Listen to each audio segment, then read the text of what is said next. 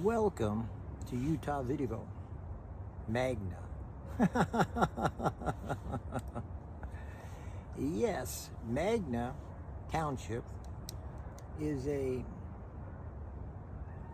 was a residential area that was in Salt Lake County that has slowly been growing and beginning to coalesce into more than a township, but becoming a city, a metropolis, a area that wants to increase in the city side and decrease in the county side. And I understand that because there's a boom going on in Utah. And that boom has caused a lot of prosperity for people that had owned their homes before the land boom, that had purchased homes before the housing exploded into outrageous pricing.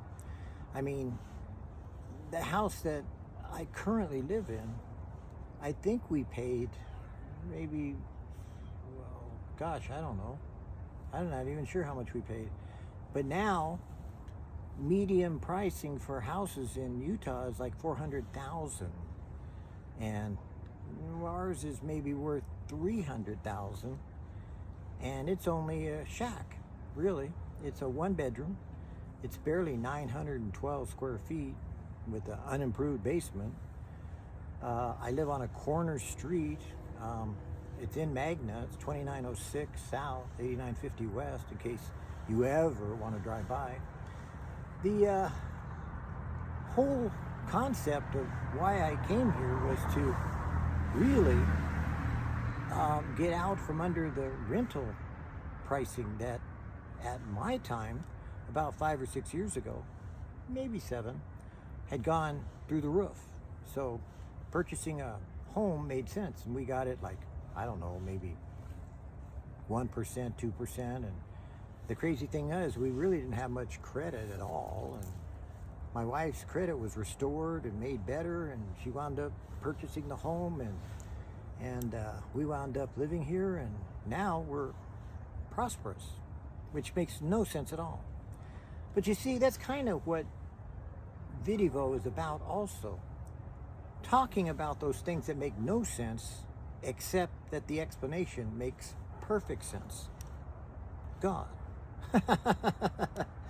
Now, I happen to live in a state that really talks like they know God. They act like they know God. They relate to people like they know God. But pretty much they're Mormons. At least they were, until we had this population boom. And now we have people from all over the country that have moved in from a wide variety of backgrounds, that are bringing to the state their personal life stories, their backgrounds, their unique skills, their abilities to do things, to say things, to be things, and to know things that possibly the narrow-mindedness of the state prior to the land boom has suddenly exploded into a wider array of people, population, corporation, businesses, you name it. It's beginning to happen, where no longer is it simply, like here in Magna, a mining community or a stuck up next to one of the bigger open mines, but rather there's a lot of development that's happening. We have tech industries, we have hospital industries, we have cottage industries. Matter of fact, one of the biggest things that I've noticed about Utah is that everyone seems to have their own personal business. They not only have worked for someone else, but they've started a business for themselves, and then they've prospered in it. And that's kind of amazing to see among the young people. It's kind of like the Gen Xers and the Gen Yers and the Gen Zers. But it also produced something interesting that my wife has talked about when it comes to the population of the Salt Lake Valley, was that when she was working for Pranath, which is on this cap, they would have a hiring agency to bring employees. And because Utah had the lowest unemployment rate, nobody would stay at the jobs that they started or that they were hired for. They would jump ship. And so regularly you couldn't keep an employee. They would demand outrageous days off. They would not show up. And it was hard to fire them because then you had to get another employee to replace them. And it happened all across the spectrum in Utah until suddenly the employees themselves were starting businesses also.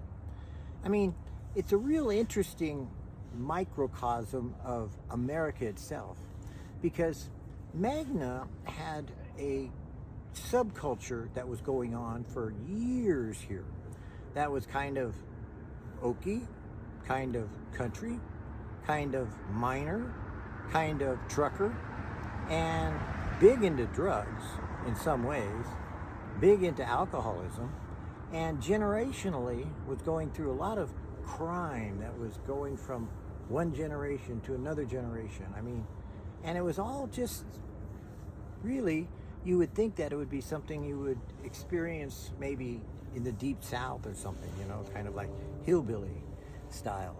And while here in Magna, old Magna, some of that still exists in a minor degree, there's been this push by all the new population to clean up their act, to clean up Magna. And with all the explosion of housing that's being built, all the people that are moving in with money and prosperity, you know, the old school and the old style and the old ways are pretty much faded out. And things have changed. We're now, I like to call it a little state with big state, or big little state.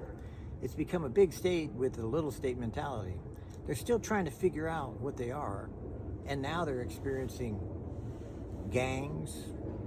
They're experiencing all the metropolis issues in the Salt Lake Valley that normally wouldn't have associated would be happening here, but they are now.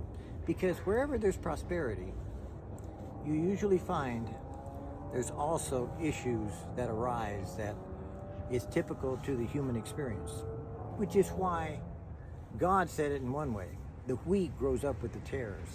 In other words, as much as you might be a farmer and you've cultivated your land, you know as well as I do that somewhere, somehow, some way, you're going to have to weed. You're going to have to get rid of some of the things that have gotten into your seed pack when you were plowing and sowing seed and growing and getting everything all just so. And yet, in any harvest, there's always more than what you counted on, and issues will arise that you have to take care of. And that's kind of what happens in humanity, is that we're all born of a woman, really. I mean, I haven't met any test tube babies yet. You know, I mean, I'm counting on it someday. You know, maybe I'll meet a clone. Maybe I'll meet a reptile child. Like, you know, they're one of the things about Magna, old school Magna, is that there's a lot of people with some really weird ideas, you know, but I haven't met any aliens yet, although, you know, they like to think they are, some of them. There's a lot of mental health issue people. There's a lot of things that go on in this small, tiny microcosm, as I said, that's weird when I first moved in. And it's changed. It's gotten better, which is why I think God tonight, or God today, kind of told me and spoke to me and allowed me to restart VidDevo here in Magna. Because people here, in any one shape or form, no matter who it is, whether it be a man, a woman, a child, a teenager, a 6-year-old, an adult, a dog, a cat, a horse, eagles, skunks, you name it, they all seem to walk up to you and they seem to have a little bit of knowledge about just about everything, and a whole lot of wrong, bad knowledge about just about everything. You know, there are people that still believe it or not, that there's chemtrails in the sky and that they're polluting the air in order to cause you to be domicile and cheat people. Right. Anybody that flies an airplane knows better. But again, you know, hey, there are people that still hang on to that and they believe it. Just like there are, I'm told, I haven't met one yet for sure, but you know, some people say they're flat earthers. I can't imagine anyone believing that the earth is flat. But then again, until I moved here, I couldn't believe half of what I've heard from people in Magna. Matter of fact, after the first year of being pretty much open to talking to just about every resident that was here, that would go by and talk to me, I quit talking to people. I mean, it was so stupid. It was so aggravating. It was so dumb. I just decided, for my own sanity, nah, I ain't talking to nobody. I'm just going to work on the yard. I'm going to work on the house. I'm going to work on doing those things that I knew between God and I, He wanted me to do, which was to provide a base, a foundation for my wife to be able to enjoy her family, her children, her grandchildren, and to take them to Sunday school. Because we left a wonderful church. Matter of fact, Rich Chafin over at Calvary Chapel, Laguna Creek, amazing to me, but I still recommend him to listen to if you want to know your Bible, if you want to know Jesus, and if you want to know Calvary Chapel. Hey, that's probably one of the last remaining. There's probably a lot more, but for me, of all the ones that I've experienced from the Jesus movement on, from all the ones that I've seen and heard and been a part of, hey, that God has really blessed not just that ministry, but that man. And I have not, it's rare to say, but I haven't heard him go off on messed up on anything, or ignorant of anything. He makes the right choices. God, by the Spirit of God, gives him wisdom, and he is wise, and he's fun to listen to. He's enjoyable. You'll learn a lot from him, and I just was blessed to, I didn't have to say anything. I could just go there and grin. I didn't have to disagree about anything. And yet, I can disagree with every single person comes walking up here in Magna, that's for sure, including the Calvary Chapel of Salt Lake City or any of the other Calvary Chapels. They're all learning, and we all have, as human beings, a perspective. We all have different experiences in growing up in life that have influenced us. Like some of the people that are old Magna, they used to drink the water here a lot, and apparently the water was bad for your health. It still is. That's why people don't drink the water here. It's either bottled water or they've got a water softener. And there was a lot of places in Utah, apparently, that were Superfund, that were polluted by either the mines or by radioactive or by whatever chemicals, arsenic. There's even just north of me, if you go that way, are tailing ponds from this giant strip mine that's just to my west. That's one of the largest in the United States. It's Kennecott mine, and they do copper and they do all kinds and rare minerals. And there's open air refineries. They started to clean up the refineries, but we lived right next to a refinery, and I told my wife, I said, look, California, we figured that one out. You don't live next to a refinery, and yet everybody in Bountiful and Woods Cross has respiratory issues. I wonder why. Let's see. Would it have anything to do with the refinery? I don't know. Maybe not. So there were a lot of generations, I think, in Utah that just kind of endured, and maybe that influenced a lot of what the foundation of the state of Utah had become after the growth of the LDS church here in Utah, and then the gradual leaving of people from LDS, and then still settling here, and then beginning to build businesses, because Utah went through a boom before, but it busted. And when that bust happened, it about bankrupted the state. So they were leery now, and they've done things completely different. And it's there's a lot of wealthy people around here, like up at Park City and the ski resorts, and it's a lot of outdoor stuff. So it's interesting in God, when I got here, having only one Calvary Chapel that was kind of a biker that came here, a hippie guy, and yet he was all into the Shroud of Turin stuff, and I went, oh my God. I said, no, please. He even had a big memorial in his church for it. And I just tried to talk to him once and went, okay, I'm not here. I'm gone, and I went to a different one, and it was like, yep, sorry, Lord, I'm not called to do that. I was called to allow my wife to attend this church she goes to now, which is AOG, and she takes her grandchildren there, and they get at least an initial learning foundation for, in the future, God saving them, and God bless them, and then I was helping, kind of my wife's children, we clashed, because I'm a Christian and they weren't. And there's no way you can get around that. It's just, and it did. It blew up on her. And so we just, I let her stay with her children and do their thing. And, if it got carried away, I'd say, hey, honey, sorry, but as a Christian, you really can't go there. and she made choices, and then even had to bring her son into the home for a while, and he bailed on that one. I was like, well, that's what you do. When you're a Christian, if you are someone who has had a personal, interactive relationship with God, God is going to move you around. He's going to make your personality fit your location sometimes, to adapt to the people without compromise, to become part of the community, like the salt of the earth, but not be trampled upon. Because Jesus said, you are the salt of the earth, but what good is salt if it's trampled upon by those around it? It's good for nothing, not even really to be thrown on the ground for melting snow. And so, in some ways, living here has been a blessing and a curse. The curse is, I'm a grumpy old man now. One of the first things I did was that people were driving 90 miles an hour in a 25 mile an hour zone, and I walked out in front of those cars. Not the brightest thing for a Christian to do, or is it? Now, you may want to be careful there, because God may put you on the spot sometime and sick you on someone or someplace or sometime or some way, like Abraham, that you may have to, I hope not, sacrifice your son, but put you on the block to see which way you'll go. And I could tell you tonight, it's 5 years later, and the cars going by are doing usually right around 25 or 30 and lower. One or two every once in a while, there's a couple people that know me and they like to rev it and get flying by, but it's safe for my wife. There's a lot of people live around me now that have children, and it's safe for their children. And I can say on my street, on 8950, they're not racing past this house because I'm on a corner lot.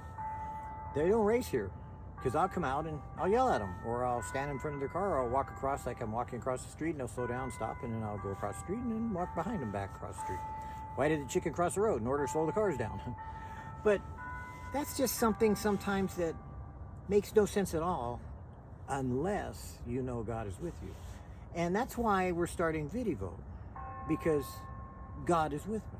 I was reading today, setting up this Christmas stuff, because I'm really, the funny thing is that I'm kind of known for like setting up this property outside for Christmas, New Year's, Patrick's Day, Hanukkah, Passover, a lot of the holidays and holy days, and just a variety of things, to just kind of honor it, to do a little bit of, I would say, indirect evangelism, and to cause people at least to think, even though I don't get a chance to directly witness, because one of the things you'd find here is that, boy, if you want to start an argument, all you got to do is just listen to someone, because they'll argue with themselves.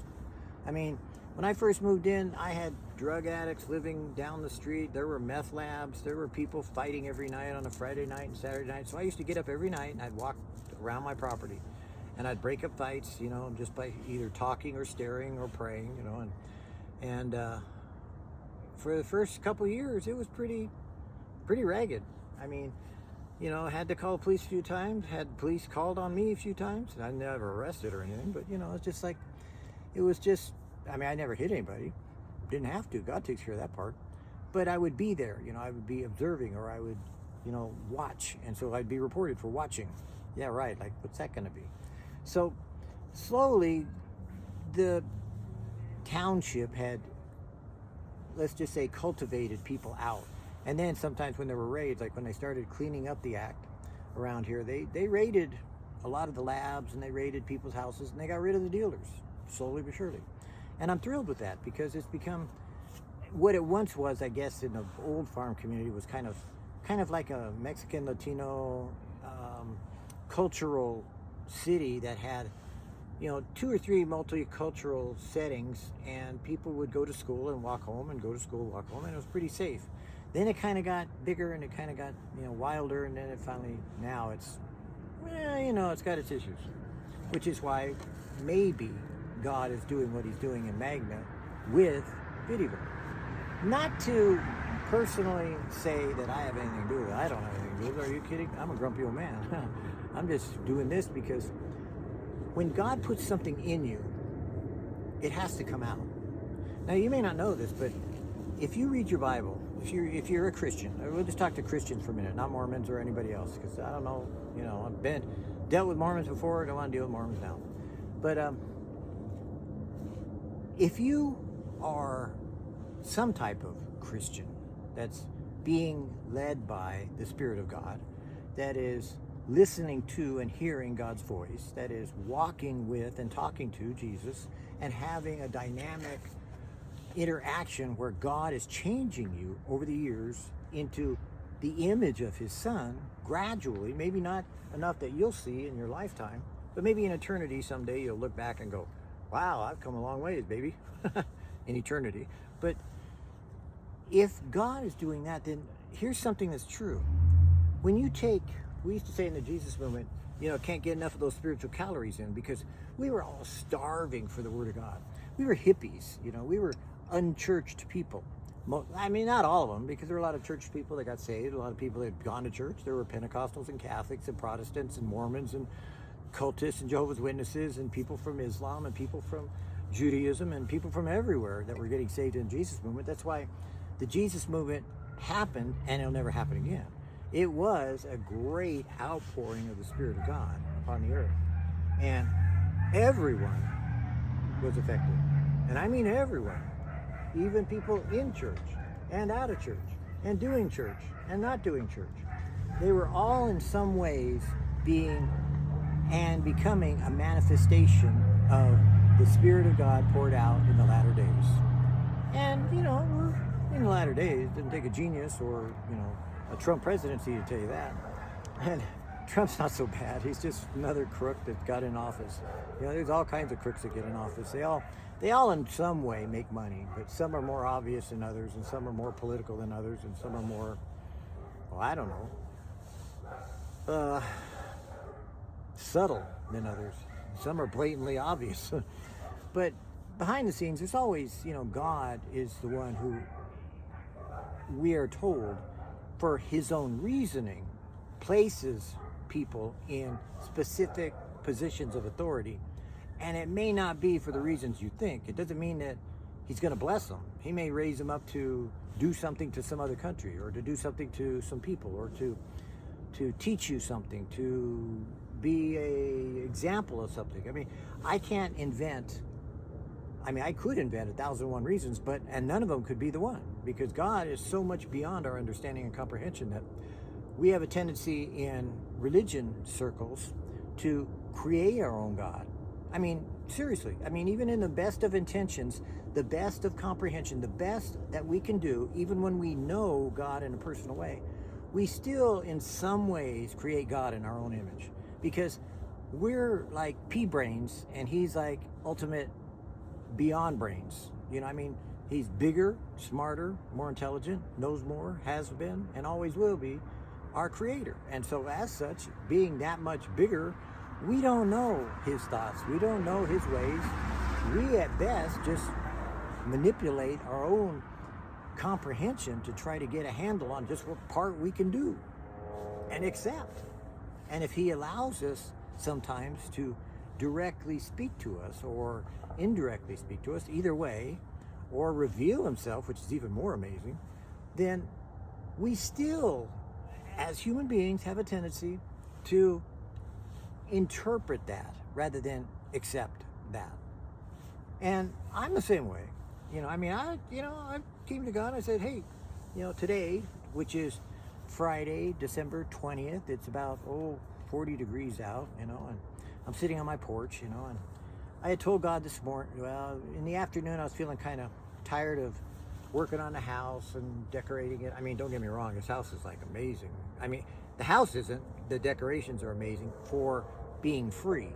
You see, I have lived by, and I still live by, a Jesus model. Kind of one of the things that as a Jesus freak, that's what we did, was that freely you receive, freely give. We didn't do money.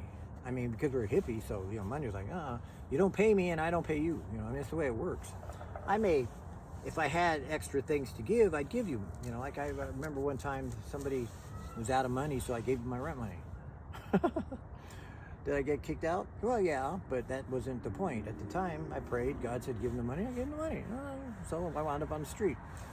Now I wound up someplace else. I was blessed because I wound up living with some roommates. But my rationale here is this Magna, Utah VidDevo Magna, is an introduction to something that's going to go beyond your interpretation, beyond your comprehension, beyond your ability to put me in a box, because you'll try. I'll just leave you with, I'm a grumpy old man. Some people call me crazy because I'm always trying to slow the cars down. Some people think that I'm like really mean because I won't talk to these two old ladies that have just pretty much trashed their neighbors, and I just don't say anything to them. I'm silent. I don't have anything to say to them. I got to know them. I tried to meet them. I tried to help them, and then they started bitterly bickering and creating problems for everyone around them. I shut up. I waited for God to do, and he has. God is doing all kinds of things in their life that they don't like, and I don't have anything to do with it, which is amazing. So people have interpretations of who they meet, who they interact with, what they do at work, what they have encountered in their day or their night. Even my wife, I mean, God bless her, she's wonderful. God gave me Lori Stone. And it was at a time that she needed someone to provide for her I don't even want to, I was going to say in closing, but it's not an enclosure. Provide an environment where she could develop on her own, without any input necessarily, a relationship with God. And she did. And, I obviously did cause and coordinate and play in some ways, some minuscule, Spirit of God kind of thing, kind of like setting boundaries at different places or providing books that would help inspire her, that if she didn't like the book, I'm buying some other book, bought her Bibles, took her to different churches at different times, and she found what she wanted. And, now, AOG, I've been to AOGs, I worked at a ministry one time in Klamath Falls, Oregon, from an AOG church called Joseph's Barn. I was a volunteer there, and it was okay. I'm happy for her, but I don't go to church now. It's like one of the things that happens usually if I go to church is that they draw a crowd. It's like, don't ask me why, it just happens. She knows. I say it. Nobody believes me until they see it. Then they go, you're right. What's going on? I have no idea. So in my latter days, the fact that I've had some health issues and I've almost died recently, I don't really feel like getting involved with other people's lives and laying down my life and denying myself and going way out of my way to crucify my flesh so that I could put up with somebody else's stuff. No, I'm pretty much now into, if God allows me to do VidDevo, I do VidDevos, like this. Mostly now, I'm decorating the house and taking care of my wife because her health has gone south, it's slowly, and taking care of, the problems that she can't do physically, so I do them all. I do everything, And I don't work because of my health and my medications and my, cost of Medicare and everything, that God provided a way that we could live here and have the opportunity for me to finish writing books. I write books. I'm writing my legacy, and I'm writing my autobiography, and I'm writing a bunch of adventure books that I did when I was kayaking Mississippi River and some other kayak adventures and things like that. And then adventures with my wife, and some of the things that I've seen as a born-again, Jesus-freak Christian Jew. Got to put all that in because there's more to it than that even. And one of the fascinating things I think that you'll find that once we get past this kind of introduction is that you're not going to meet too many people that are like me. They're similar, but when I got saved, one of the things I laid out before God real early when God directly intervened in my life very early when I got saved. Immediately, my salvation experience was a highly emotional charged, very spiritually motivated, I don't even know what to say, there was like supernatural knowledge in me. There was all kinds of things that went on that I didn't know what it was.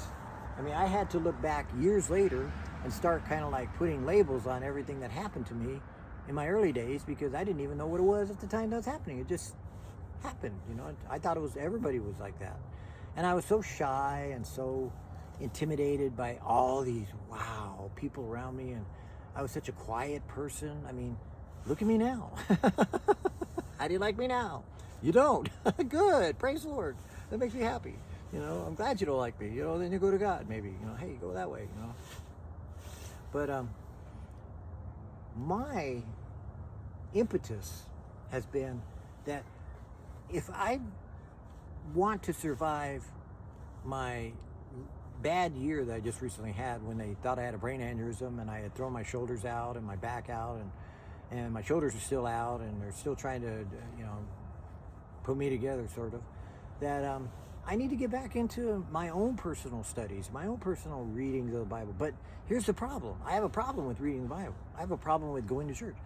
If I take in spiritual calories, like we used to say in Jesus movement, like I started to say earlier, I don't get fat spiritually.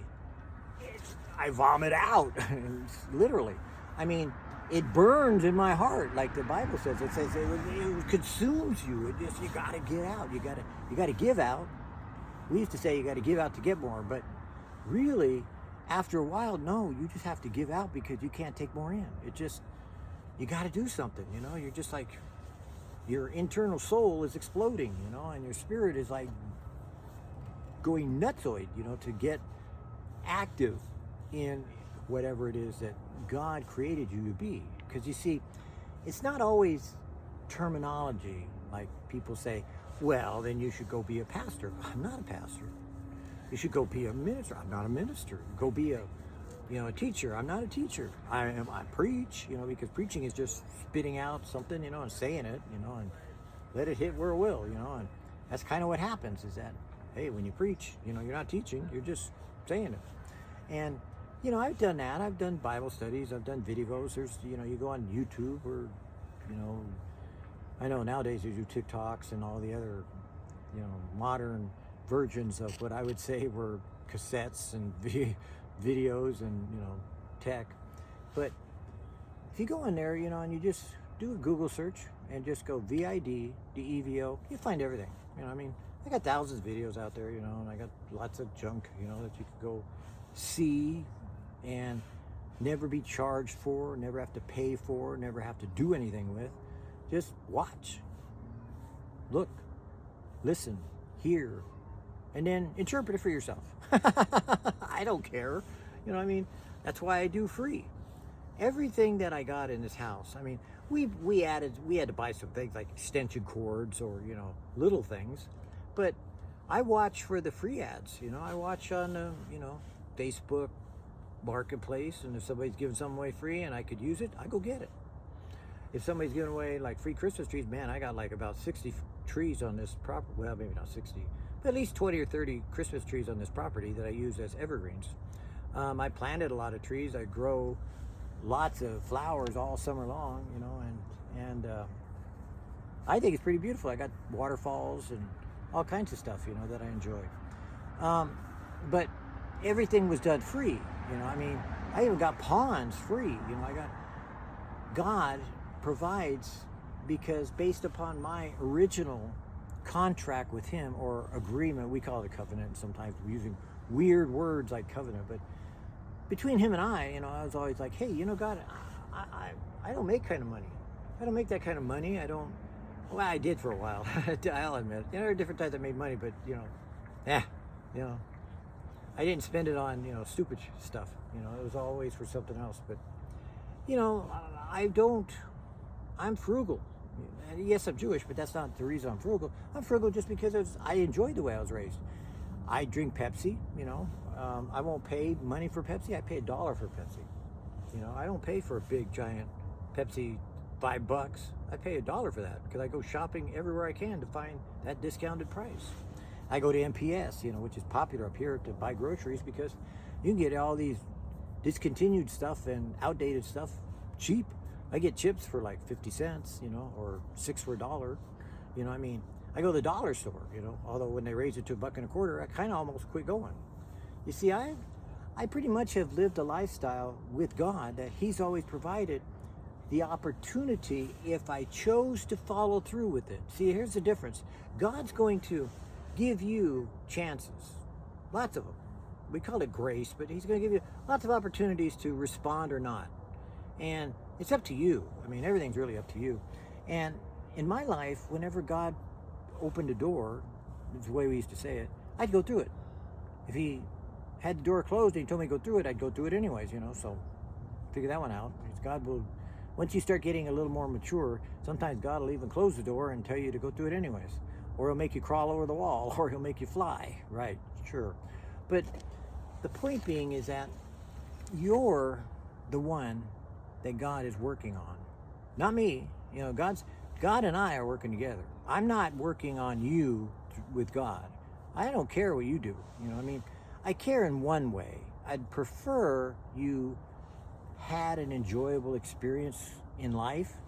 I'd prefer that you somehow came to a realization you need more in your life than just yourself, me, myself, and I, or that selfish person you become by getting married and then making it all about you. Because you probably did, like most men and women do nowadays in marriage. Yeah, I gotta get my stuff. It's about me, man. What makes me happy? I'm in love. It makes me feel good. Well, if you call that love, all right. Good luck with that one. See how that works out in old age. But God will give you opportunities to have a better, more enjoyable experience that they used to use the word abundant life about.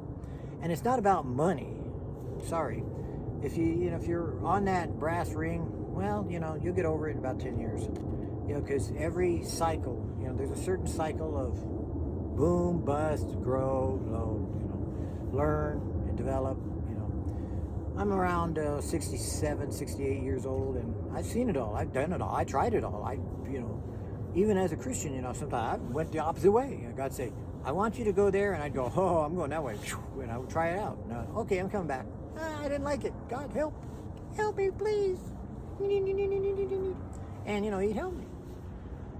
Did He bust my chops over it? No, but did I feel like cacas where I was at? Oh yeah. When you hit the wall a few times, or a lot, you get big noses. But no, you don't like that. You kind of want to, I don't really like, going through that experience anymore. Can we just go a different way? Is there an easier way? And there is. Because whether God does it or not, you're going to go through a variety of experiences that are bad.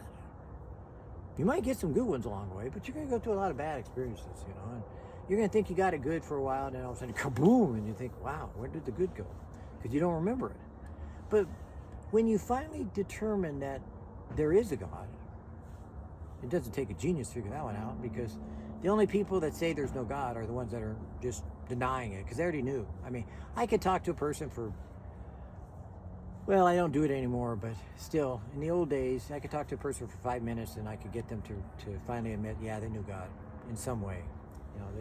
They may have interpreted Him into something, like, I don't know, like the Mormon gods, like, oh, he's a big guy, and he's like one of us, like, yeah, he's just bigger and farther along than we are. No, that sounds too much like reincarnation. I don't think so. Or, it's karma, man. It's like, what comes around goes around, like, you just got to get more good going around, and you got bad going around. Well, what made it go around?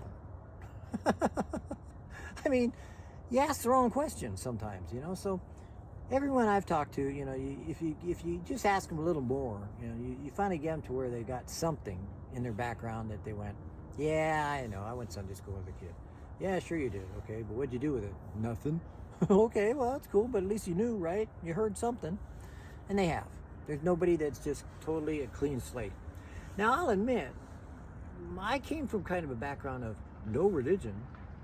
I came from a sci-fi background, which is really interesting, because when you come from a sci-fi background, man, you come up with all kinds of ideas, about deities and beings and supreme beings and stuff, that was easy for me to grasp a hold of.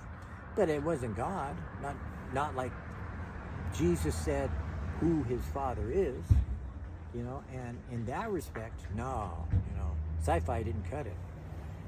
Although Dune comes close. No, I'm kidding.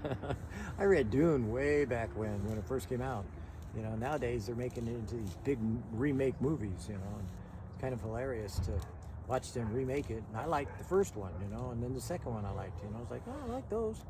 But, every generation's got to do their thing, They always pretend like it's brand new, or it's returned to this style, or we're going to recreate it in some way to make it better than it was. Oh, yeah. Or, kind of like I laugh when people say, well, why can't they be like we were? We were like, no, we didn't have it better and you don't have it better. It's the same. It's just your situational realities are based upon what you experience at the moment of time that you're in. And those realities are all, whether you know it or not, in the micro and the macro, caused by and incorporated by God himself to bring you to a realization of knowing him. Because you'll know him, alive or dead. You'll know him. And it's better to kind of get a handle on it, maybe alive, than it is dead. So VidDevo is pretty much about that. VidDevo is about talking and relating pretty much a bunch of scriptures that I didn't even say to you, but I've said to you in terminology that relates to you as an everyday speaking conversation. It all came from the Bible that I've spoken of so far, and I could relate it in kind of a King James version. I'm not so big on some of the other versions, but that's okay. It's just because poetry I remember because I'm a writer. And where you come from pretty much is only a foundation that might have misled or is helping you to get to a place of comprehending God. Because I, in my early days, created God in my own image. I made him out to be more of a father, because I didn't really have a father figure, than Jesus only, And there was a cult that used to be Jesus only. They say Jesus only. If you don't say Jesus, you don't have Jesus. Because if you don't say Jesus, it isn't Jesus. Because you have to say Jesus is, but it's a Jesus. Because Jesus is all about, right? Jesus only. Yeah. Okay. What? Well, if you've seen Jesus, you've seen the Father. Well, then Jesus said, "Well, you don't Father. Then Father's Jesus. Jesus is Father. Father's Spirit. Spirit's Father. Jesus all together. What? Triunity. Tripartite. Tri-connectivity. Echad. What? See what I mean? We could go there, but we won't. So, in my own image, I had so many misconceptions that I had to learn along the way.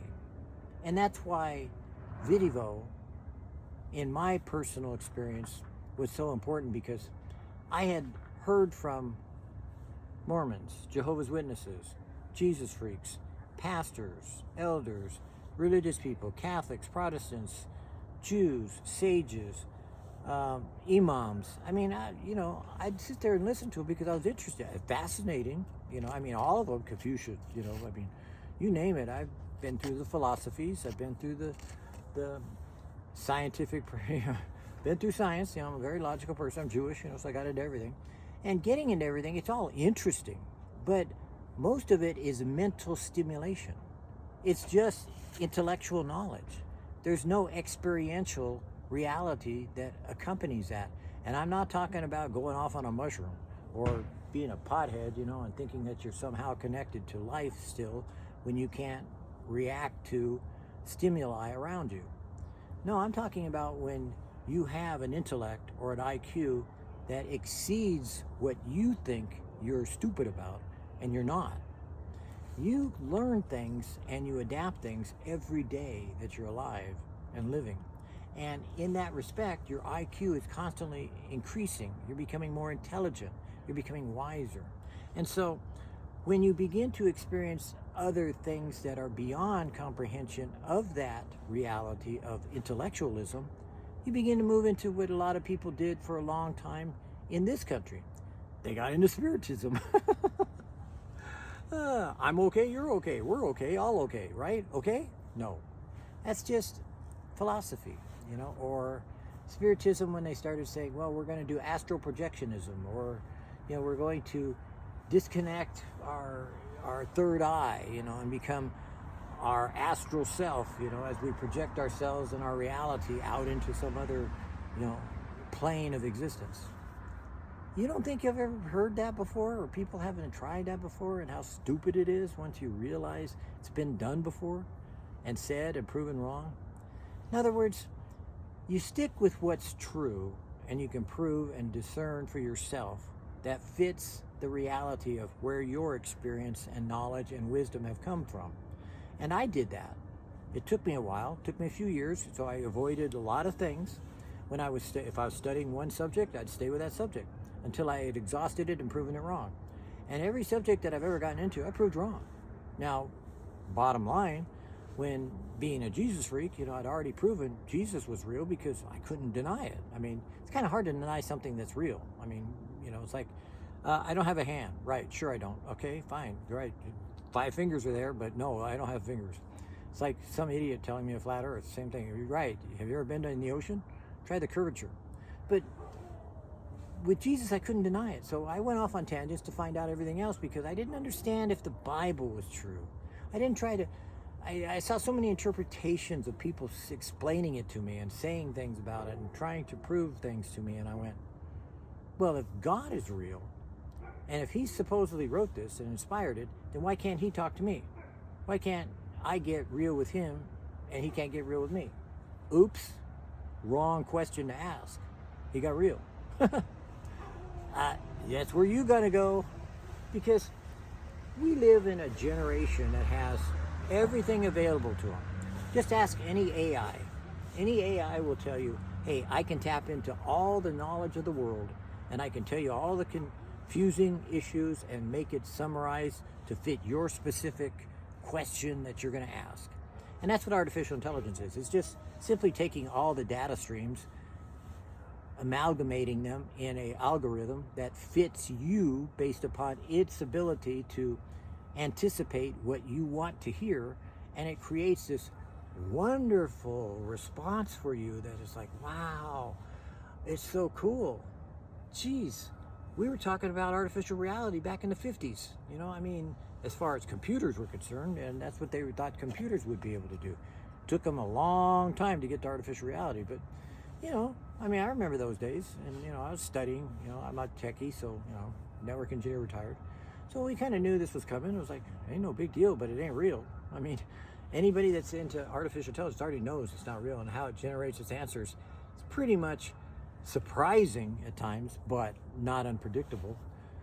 You may not be able to predict what answer it'll give you, but it's something that is, if you were able to make those synoptic connections within the algorithms that of all the knowledge that it's based upon with those databases, then you would pretty much accept these mathematical equations of what it's doing in presenting its information. Now, that's in a logical, electrical, impulsive data stream. That's not even talking about emotions. That's not even talking about spiritual. So what if we combine two other worlds that we don't even discuss intellectually? I mean, they do in the Middle East, they do in Far East, they do in other cultures, but not in America. We're pretty much scientific, based on logic. So we have to prove it scientifically or prove it, demonstratively. But what if there's something that you can't? What if you run into something that you can't figure out? You can't get past. You can't identify. One of the things I didn't like about religion was that, I mean, I love religion in some ways, but there are things about it that's, man-made, of course, and it is man-made. I don't have a problem with knowing the faults of religion as well as knowing the successes of it. There's a lot of faults, very few successes, but still.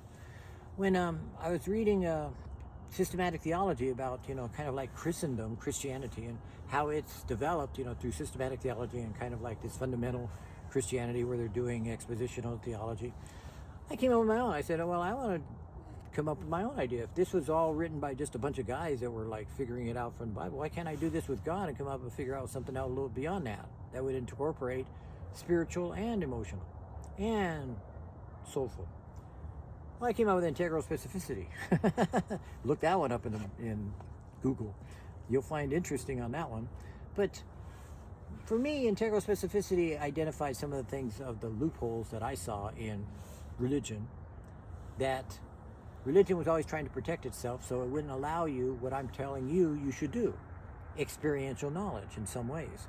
You should have it based upon something that you can still prove that's accurate, so that you don't get into some kind of like Mormon temple experiential weirdo angelic, let me give you an example. I'm a Jew. Okay. So in my heritage, there's a lot of spiritism in it. Like you get into Orthodoxy, and you'll get into, then all of a sudden you get off into Kabbalism, you get off into the sages, and you get off into these guys that sat around, figuring out all these things and meditating on numerical equivalencies of the Bible, of the scriptures, of the Torah, and they would just sit and think and consider these things for long periods of time, and sometimes drive themselves like a little bit on the edges of sanity. And they weren't the first ones they were probably the first one to go off on weird tangents, but they would come up with these really wild ideas that, same thing as I've seen in some of the Mormon writings, that I went, well, if you think that's original, you should read some Jewish sages, some Jewish mysticism, because that's what we're talking about, is that you don't just get into spiritism and become some mystical weirdo, because that's what the Catholics did too. I mean, every religion that's a big denominational or even a cult has done that. Somewhere along the line, you got to be able to prove that God, as a spirit, is real. So if he speaks, are you hearing voices in your head? Are you mental, or are you experiencing the living God?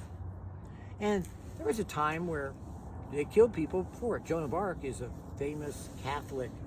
There's more stories to it than just what you hear in history, but still, she heard God speak to her, and so they killed her for it. They said she was a demon. She was hearing demons. Well, I'm not going to comment too much on what's that, Moroni? Moroni just blows my mind. It's like, oh, come on now, guys. I could write a better book than the Book of Mormon. I mean, I'm a writer, and I could come up with a better one than that. But, still, it's like, okay, well, Bible for the Americas, if that's what you want to believe. Quetzalcoatl, in the human form of Jesus coming over, and the 13th tribe. That's what they used to tell me. When I was growing up, it was the 13th tribe, the missing tribe, a tribe that wasn't there, but has gone over across the seas and the water. No. I mean, even when I was a young kid, I went, nah, I'm science fiction.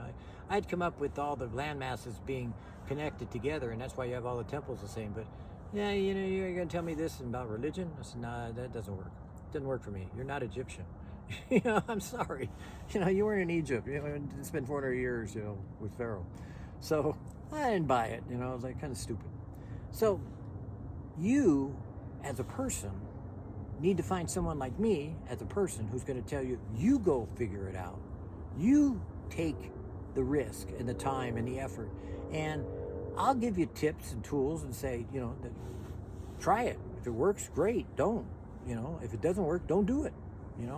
But when God begins to work with you and begins to show you, he'll take you down whatever path you need to learn things. He'll take you in maybe a multiple variety of directions. He might take you to a Catholic church. He might take you to like this Mary church right around the corner I live next to.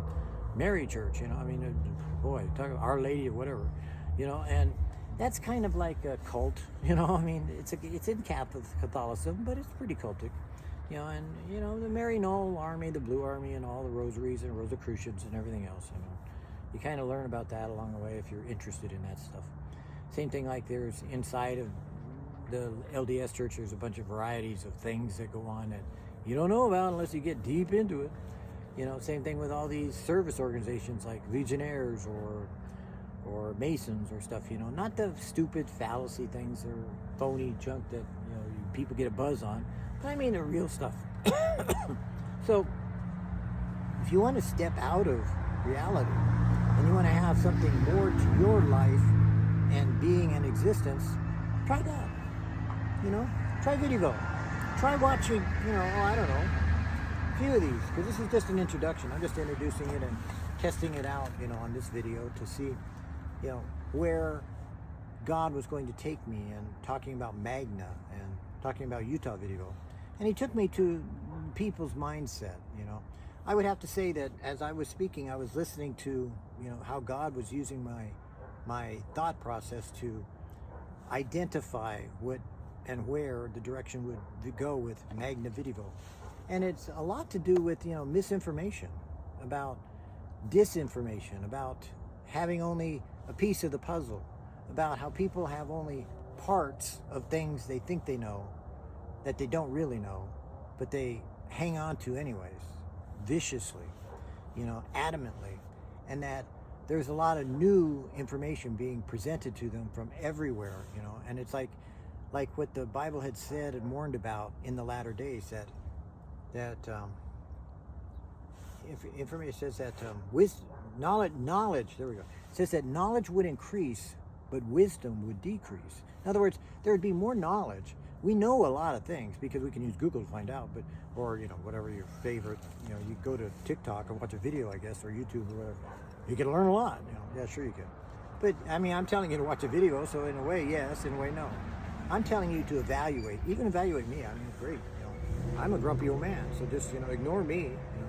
But take whatever you can from it and apply it in a way of looking at your world and saying, am I right or am I wrong on that, or whatever it may be? Should I be doing this or that? Is this all there is, and I'm happy with it? You know, I'm happy to be what I'm doing like it is. You know, every day I get up and I go through the rat race, you know, making all this money, you know, and going on these vacations and doing all this stuff. My kids are growing, you know, and you're happy, right? You'll be happy 10 years from now, 20 years from now. Should we live so long? 30 years from now. Hey, I'm 67, baby, and that's been quite a ride. And I'll be honest with you, God hasn't left my side at all. As a matter of fact, the scripture that says, the one that I used was, I think, John 16:32, something like that. And it says something about being alone, but it says, but I'm never alone. The Father is with me. And that was the textual scripture that God used to speak to me, because I said, look, Lord, I need something solid to hang on to, that I could say, okay, you want me to do this. I'm not just making this all up, you know, starting VidDevo again and Utah VidDevo in Magna, but that you actually want me to do something here, you know, with these videos, you know, and that was the scripture you gave me, because it's very personal with my experience, and only it wouldn't fit for someone else, that particular scripture on this day. But on this day, when I asked it, the coinkydink, the coincidental, circumstantial evidentiary of all the things coming together, making a gestalt experience of body, soul, and spirit, all happened at the right moment and the right time. And I knew that was God talking. He was like, oh yeah, baby. Don't take a genius to figure this one out. That was pretty blunt. And God doesn't always speak to me bluntly. Sometimes I have to just sit on it and go, I don't get it.